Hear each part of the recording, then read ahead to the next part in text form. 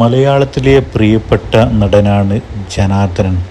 ആദ്യ കാലഘട്ടത്തിൽ അദ്ദേഹം വില്ലൻ വേഷങ്ങളിൽ അഭിനയിച്ചെങ്കിലും പിന്നീട് അദ്ദേഹം കോമഡി വേഷങ്ങളിലാണ് കൂടുതലും അഭിനയിച്ചത്. ഒരുപാട് നല്ല സിനിമകൾ അദ്ദേഹം അഭിനയിച്ചിട്ടുണ്ട്. 1977 അടൂർ ബാസി സംവിധാനം ചെയ്ത അച്ചാരം അമ്മിണി ഓശാരം ഓമന എന്ന ചിത്രത്തിലൂടെയാണ് ജനാർദ്ദനൻ അഭിനയ രംഗത്തേക്ക് കടന്നു വന്നത്. അദ്ദേഹത്തെ പറ്റി ഒരു സങ്കടകരമായ വാർത്ത ഞാൻ പറഞ്ഞോട്ടെ.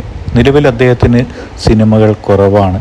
അത് അദ്ദേഹത്തെ സ്നേഹിക്കുന്ന ആരാധകർക്കിടയിൽ വലിയൊരു നിരാശ തന്നെയാണ്. ജനാർദ്ദനൻ്റെ ഘനഗാംഭീര്യമുള്ള ശബ്ദം കൊണ്ട് അദ്ദേഹം ചലച്ചിത്ര ലോകത്ത് ശ്രദ്ധേയനായ ഒരു നടനായത്.